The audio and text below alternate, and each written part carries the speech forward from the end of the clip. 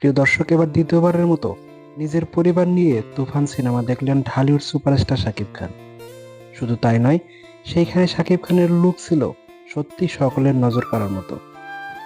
শাকিবের এমন দুর্দান্ত লুক দেখে প্রশংসা ভাসিয়ে দিয়েছেন ভক্ত দর্শকরা।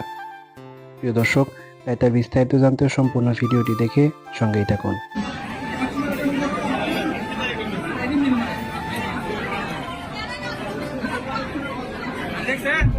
প্রিয় দর্শক, ঢালিউড সুপারস্টার শাকিব খান আর তার নতুন সিনেমা তুফান, আর এই সিনেমাটি তুফান টিমকে সঙ্গে নিয়ে সিনেপ্লেক্সে বসে দেখেছেন তিনি। কিন্তু এবার দেখা গেল দ্বিতীয়বারের মতো পরিবারকে নিয়ে তিনি তুফান সিনেমা দেখেছেন। এখানে তার পরিবার বলতে বোঝানো হয়েছে রিমার্ক ও হার্লেনের কোম্পানির সকল সদস্যদের। আর শাকিব খান তাদের সকলকে নিয়ে সিনেপ্লেক্সে বসে 7:30 শোতে দেখেছে তুফান সিনেমাটি।